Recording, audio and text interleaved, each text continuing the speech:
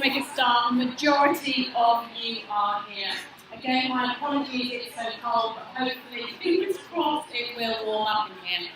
Okay, welcome to Applied Psychology. We are now week 4. I am still Dr. Sampson, and you are still the nursing students. But today we are looking at neurons, we're looking at hormones, and we're looking at the brain. Now this lecture to me is wonderful. I absolutely love it. And I hope you guys will too. Now there are going to be some bits in here which are familiar to you because of your medical background. So hopefully a lot of the language isn't going to be too new and too complicated. So there are going to be stuff that I'm going to whiz through because I'm sure you know it. So fingers crossed we can finish a little bit early. So I'm going to go through now the lecture, and then at the end I want to just talk a little bit about your reflective journal. Bearing in mind we're now week 4, so your you reply counts. Okay, your in-class participation now counts towards your final marks, and also the practice quizzes will now start to count towards that in-class participation and online participation. Okay, so the human brain, the most fascinating, the most complex, and arguably the most disgusting and ugly organ of the human body. But it is the organ that is responsible for our mind, and psychology by now you know is related to our mind and our corresponding behaviour. So the brain is confusing, it's complicated, but in essence it controls all of our behaviours. It controls our feelings, it controls our thoughts, and it controls our memories. It essentially is what makes us happy, and it's what makes us sad. Our mind, our brain, is how we know what we did yesterday. It's how we plan for the future. So in a real sense, our brain contains the secrets of who we are. It contains the secrets of ourselves. It's what makes us who we are. So let's now delve into what we are going to do today. We're going to have a very quick overview of the nervous system. Presumably you know from your model heads, have you heard of the central nervous system and peripheral nervous system? Yeah, so I'm going to do that in a nanosecond, okay, because I do not want to bore you. We're then going to look at neuron communication, which is lovely. We're going to go on to look at mapping of the brain, because it's changed so much in 150 years. And we can really see how mapping of the brain on normal, typical developing brains can help us and give us insight into helping everything from dyslexia through to Alzheimer's disease. We're then going to have a tour of the brain, looking at the different lobes of the brain, what they do, what they're responsible for. We're going to look at this wonderful hemispheric specialisation. Are you right brains the way you think, or are you left brains the way you think? Does that actually exist anymore? So we're going to talk about hemisphere specialisation. Then we're going to go on to look at brain damage and behaviours, and finish off with a little bit on gender differences within our brains. So first of all, I want to say that psychology, through the study of the brain, is what we call neuropsychology. It's a branch of psychology that is concerned with how our brain and the rest of our nervous system influence a person's cognitions, the way which we think, and also our behaviours. It's a profession, that the branch of psychology that focuses on how injuries or illnesses affect our mental processes and our behaviour.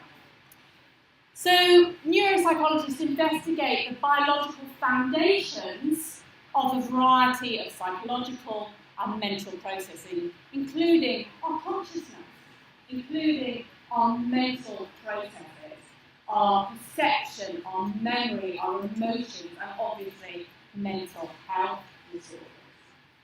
And through doing this, they examine damaged brains and how it affects people's behaviour. And we'll look at some of the research later on to identify how we can see, looking at atypical brains, can influence and identify how the normal developing brain works. So, there are two distinct features of neuropsychology, the deterministic view and the reductionist.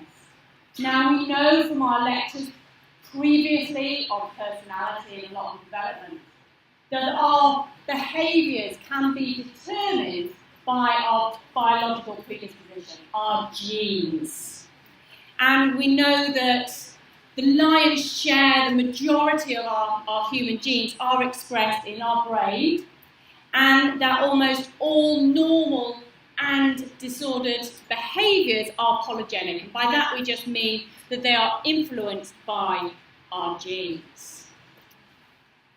The reductionist is about attributing complex behaviours and mental processes to fundamental neurological units. This is trying to get them to be as simplified as you possibly can. So the behaviour and the mental processes can be explained really within the framework of basic science. So our physiology and our chemistry. So how does dopamine operate differently in people with schizophrenia or Parkinson's? So the reductionist approach is about breaking down behaviour to the actions of our genes and our neurons to make it nice and simple. Okay, the nervous system, a blueprint. Now this should be nothing you don't already know. The nervous system split into two parts, you know that, central nervous and peripheral nervous system. That is split into other parts. I'm whizzing through this, I'm not going to bore you to tears, you should know this. The central nervous system consists of our brain and our spinal cord. And the central nervous system is all about those reflexes. And some of those reflexes are conscious, like the knee jerk, I'm sure you've all had to do on patients, but some of them can be emotional, yeah? Some of them can be things like erections in men, okay, are emotional reflexes. We can also look at the peripheral nervous system, everything that is outside our brain and our spinal cord. And again, we're talking about sensory nerves, which is about receptors to the spinal cord and carrying messages, and the motor nerves as well, carrying messages from our muscle glands and internal organs back to our central nervous system. Again, split into two divisions. The somatic nervous system is all about voluntary movement, and the autonomic nervous system is all about our blood vessels, our glands, our bladder, our stomach, and our heart. Yeah, you all know this so far? Nothing new? Yeah? So there, wonderful picture. That should not be new to you. Parasympathetic and sympathetic nervous system. The parasympathetic nervous system is all about when you're relaxed. It's all about sitting on the sofa, your heart rate is decreased, your muscles are decreased. It's all about being relaxed. Your sympathetic nervous system is all about that fight or flight. You are ready to respond. Okay? Your heart rate increases, your adrenal glands start pumping.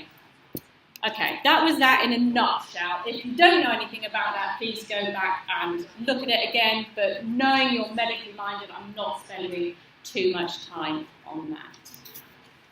So we're going to look at now the communication in the nervous system. Now the brain receives information through our senses, and our neurons process all of that information, all of it, that comes in through our eyes, through our ears, through our nose, through our touch. All that information, all our cognitive information through which we are able to think, to reason, to plan, to dream, and to remember. So the communication of our nervous system. Let's have a quick look.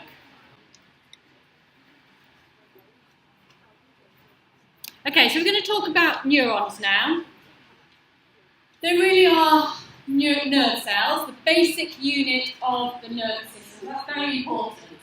Okay, neurons are the basic units of the nervous system. And there are different sizes and different shapes depending on what these neurons have to do, where they need to communicate the information.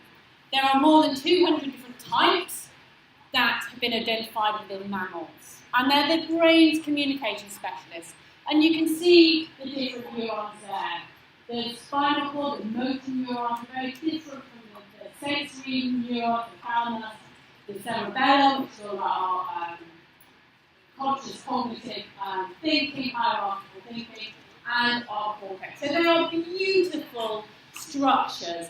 All of them are different and they all have very important jobs to do with communicating specific information around our bodies. So this is a neuron for you. This is actually a motor neuron. Information from our senses comes in through these tree-like branches, and we call those dendrites, and this information comes into the cell body. Now at this point it is an electrical impulse, and it will run down the axon to the axon terminals. It is all or nothing. Once it's started, it will continue. This electrical impulse is called an action potential, and this electrical impulse has to be positive on the inside and negative on the outside. Now these blue cells, these glia cells, are really important to neurons, and we'll talk about them a bit later. But they coat the neuron, the axon, in what you call a myelin sheath. And the better this is protecting of the axon, the faster that action potential can communicate information around the brain. And the human brain has approximately 100 billion of these neurons. Now these are the beautiful glia cells I was talking about, and they provide the neuron with its nutrients. They provide the neuron with its structure and insulates them and protects the brain from all sorts of different toxins and removes the debris once the neuron dies. They are incredibly important. They are also the most common cells found in brain tumours. The most common cells found in brain tumours. Now I mentioned the myelin sheath. This is very important for protecting the axon so that the information, that electrical impulse, speeds down the axon to the axon ending. If we have a problem with our myelin sheath, if this is broken down in any way, we have problems with motor neuron disease. We have problems with multiple sclerosis and Parkinson's disease. So it is a very important part of the makeup of our neurons. There is also some fascinating research coming out of the Netherlands at the moment that suggests that people who have higher IQs have more myelin sheath, better coating, because that information is being passed around our brain faster than individuals who do not have as high IQs. So the myelin sheath is very important for protecting that axon.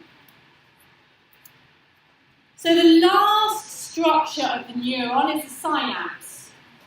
And this is the site where the nerve impulse transmits from one neuron to the other neuron. Now there is a gap, a tiny little gap between the end of one neuron and the beginning of the other neuron. And this is called the synaptic cleft. And this is the site where we go from being an electrical impulse of communication to a chemical communication using neurotransmitters, which we'll come back to in a moment. Now, I'm not going to show you this video because I think it's way too basic for you guys with all your medical knowledge. but I have put it up there and it is on Blackboard if you want to watch it. I've got a more complicated one for you in a moment. Okay, so as I said, neurons communicate via this electrical impulse, and this is called the acting potential. Okay? It is a brief change in the electrical voltage between the inside and the outside of an axon. The neuron has to be stimulated in order for it to fire, and this is where you get a change of impulse. And I think it's probably better looked at and understood in this diagram here. So for an action potential to fire, for an electrical signal to be able to be sent around your brain, it has to go from a resting potential to a charged potential. And this is a momentary change in the electrical voltage in your brain. It is very important that you know that when an action potential is triggered, it is positive on the inside and negative on the outside. And as I said, neurons don't directly touch each other. There is a teeny gap between the two neurons, and we can call this the synaptic cleft. So information from the action potential comes down here, down the axon, into this area here, the axon ending, okay? And then, as it gets there, it's like a shower head goes on, and a lot of chemicals are released. And these chemicals are the neurotransmitters, and they get diffused into this axon ending. And they need to then pass through this synaptic cleft to receptor cells on the other side. Now, only particular neurotransmitters will fit in with particular receptor cells. It's like a key in a lock. You imagine it like a key in a lock. Only certain neurotransmitters can fit into certain receiving receptor cells. So this electrical impulse comes down, the chemicals are released, and then the chemical reaction, the neurotransmitters have to hold on to the chemical in order for it to cross this synaptic cleft. This electrical impulse cannot cross that synaptic cleft. That has to be chemical. This wonderful video shows it all in action. So communication in our nervous system is all about making the neurons fire, so that there is an electrical, chemical impulse that communicates a particular thing around our brain. So we need a voltage shift in a positive direction in order for the probability of this firing to happen. And we call that an excitatory effect. And that's what we need to happen in order for the neurons to fire. An inhibitory effect is a voltage shift in the opposite direction. It is negative, and this decreases the probability of those neurons firing. So essentially, it's all about the net effect of all messages being received from other neurons determines if the receiving neuron fires or not. And remember, it is all or nothing. Right, on to neurotransmitters. How much do you know about neurotransmitters? A little bit? Nothing. Okay, we'll go through neurotransmitters. Okay, neurotransmitters are the brain's chemicals that communicate information around our brain and our body.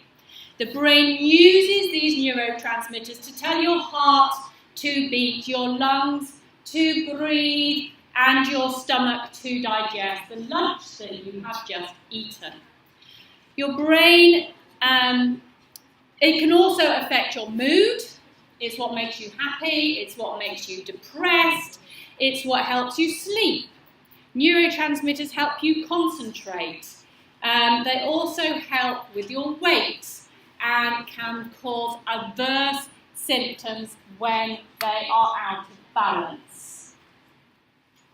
Neurotransmitters levels can be depleted in many different ways.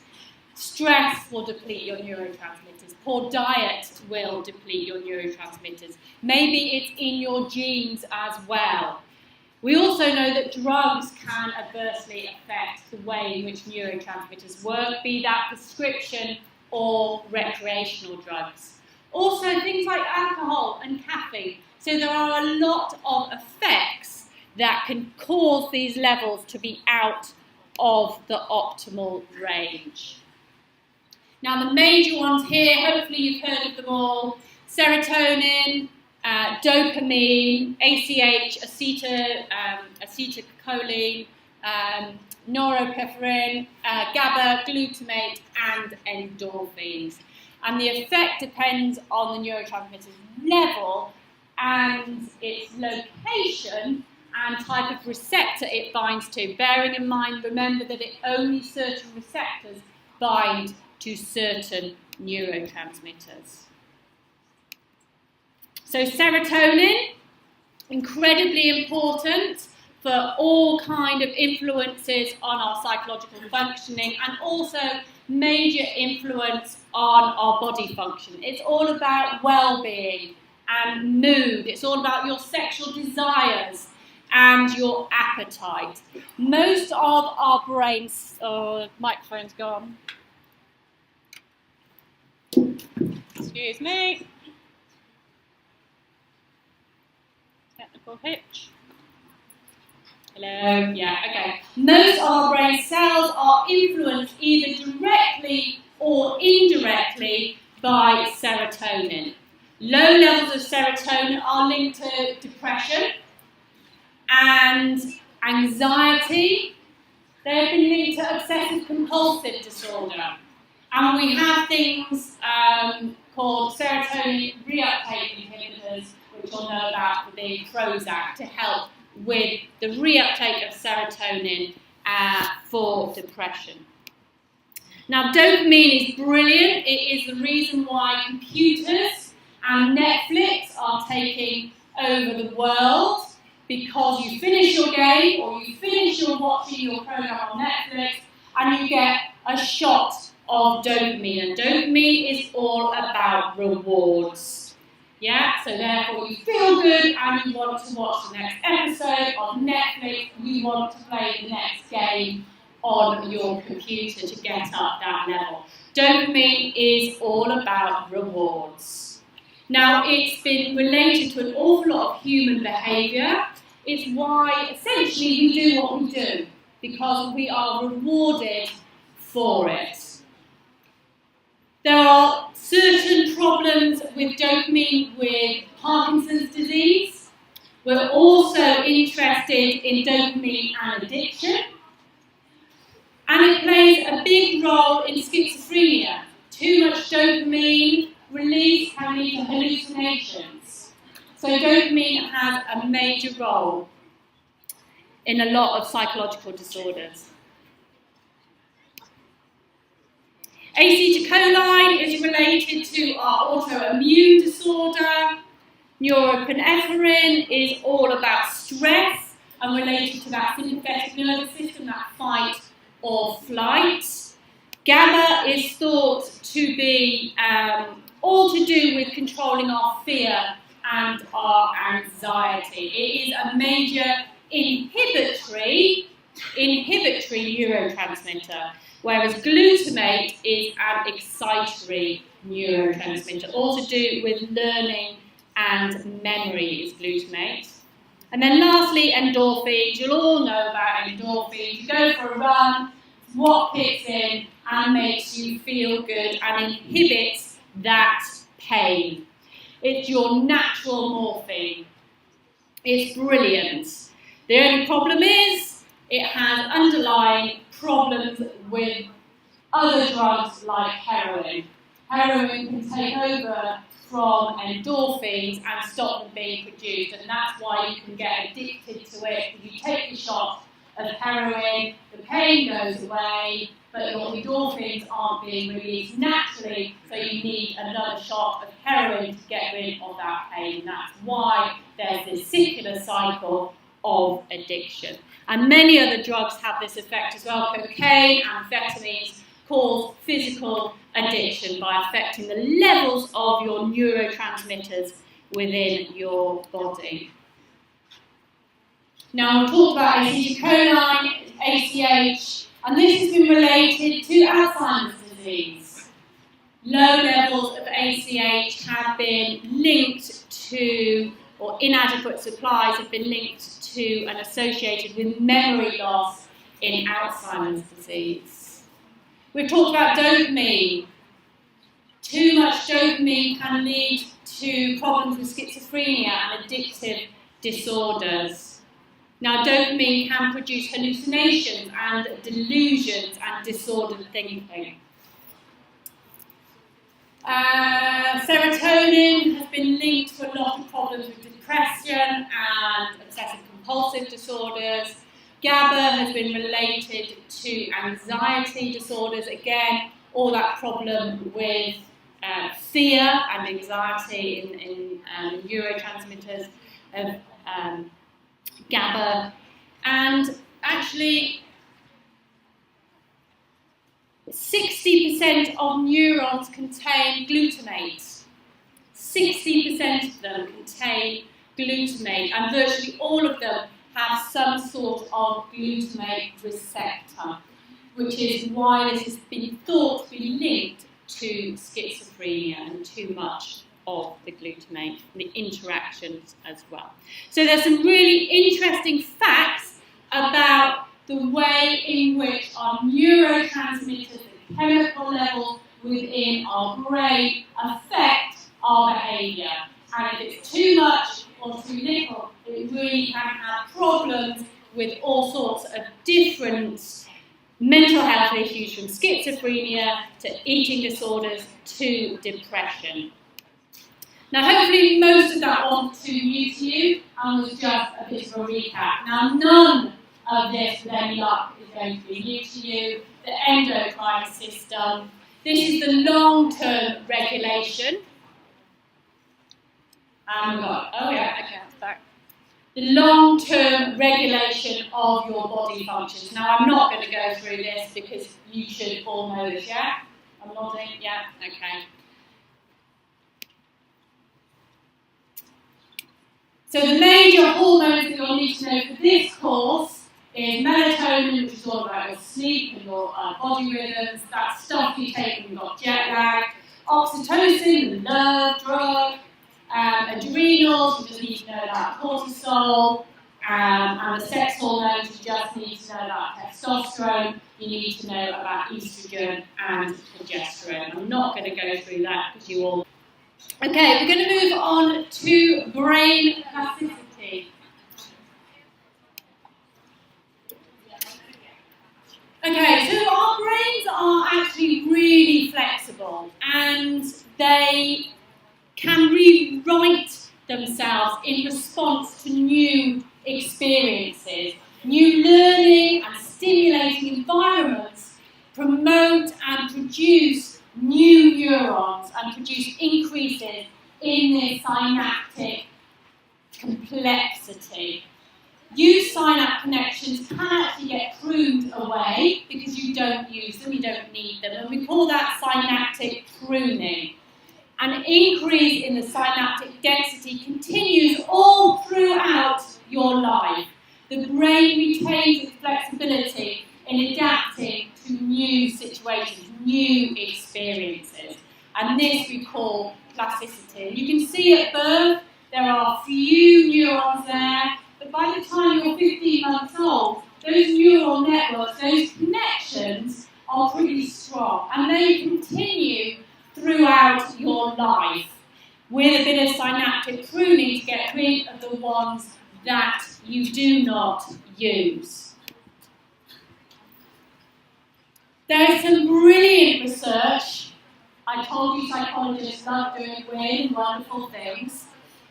Brilliant research that looks at what happens if sighted people wear a blindfold for 5 days. So this wonderful guy put a blindfold on a poor unsuspecting person for 5 days. And you can see the region of V1 area in our brain was activated for hearing tasks during that blindfolding. The brain had adapted its hearing because it could not see, because the eyes were blindfolded. And this V1 area, once the blindfold was taken off, actually started reduced its need for the stimulation and went back to normal. So the brain is really flexible, it learns, it adapts, and we call this plasticity.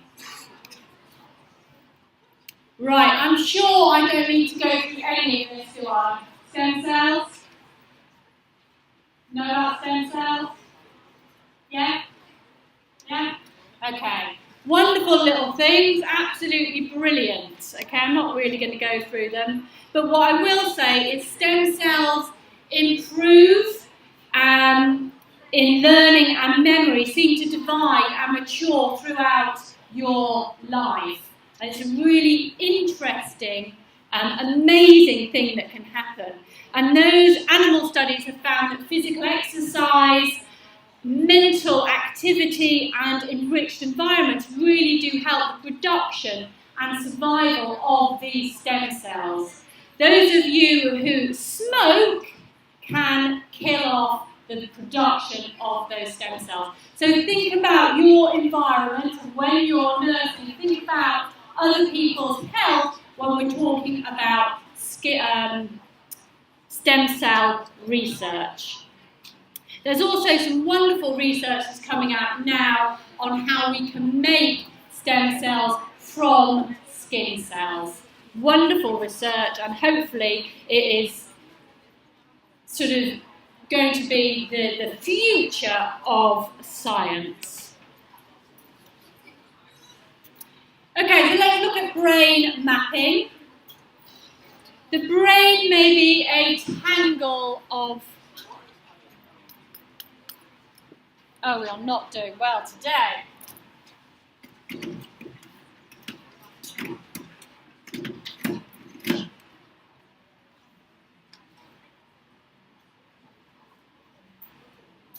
Okay, so the brain may be a tangle of neurons, but it is anything but disorganised. The advances over the last 150 years in technology really have transformed the way in which we see the brain. We can now see development of the brain from childhood all the way through to adulthood.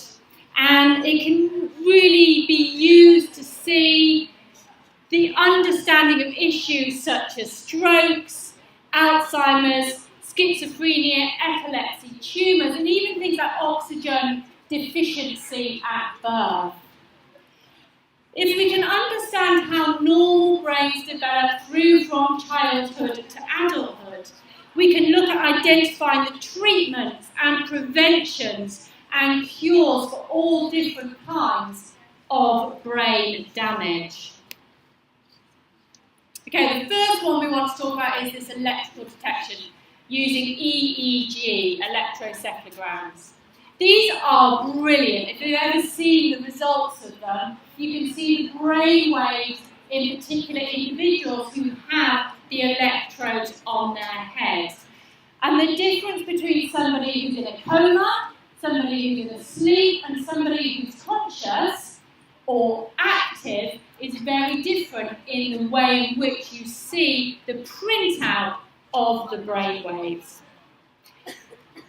Research that psychologists like doing are with these ERPs, which is just a derivative of the EEG. And we look at sort of clinical research, looking at the visual cues and the time it takes for accuracy of response in patients who have dyslexia, patients who are autistic, all sorts of dementia patients and Parkinson's patients. So we use ERPs quite a lot in psychological research.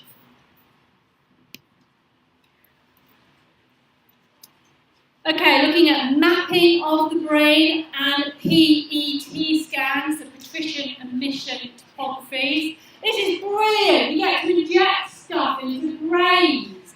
It's a glucose-like substance that contains this radioactive element. And then you can activate the areas and you can see the brain flow. And the higher the accumulation of glucose, you can see the radiation that it emits. So if you're looking at something, the red bit there is your occipital lobe, and we'll come on to look at these in a minute. You can see when you're listening, it's the temporal lobe that's lit up. And then thinking is this prefrontal cortex. So different tasks that you're using and doing in your brain show very distinctive activity patterns with this PET brain scanning. Okay, we're going to go on and look at MRIs. I'm sure quite a few of you have either had them done or maybe you've done them yourself. These images of particular brain regions. And this has really been amazing for the development of medical science. It can give you a very different picture than an X-ray or a CT scan. It can show us areas of the brain that are involved with critical functions such as speaking, moving, sensing, and even planning. It can show us the areas of the brain that are used in these functions. Whereas the fMRI is all about the functional MRI. It's all about the blood flow. You can see the particular areas of the brain that are emphasised in detection of that neural activity, looking at the blood flow areas rather than just the structure of the MRI. So MRIs are about the structure, fMRIs are about the function. And we're just going to finish off with a lovely video here. This is probably a pig's brain, and this is the corpus callosum, looking at it with ink. Hold on, let me just...